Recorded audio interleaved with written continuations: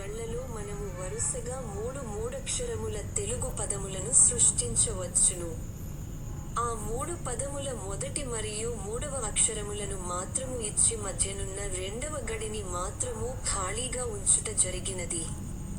ఖాళీగా ఉంచిన మధ్యనున్న ఆ రెండవ గడిలో ఉండవలసిన ఆ అక్షరములేమిటో పట్టికకు ఇరువైపులా ఉన్న తెలుగు మరియు ఇంగ్లీష్ పదముల ఆధారముల సహాయముతో పూరించండి.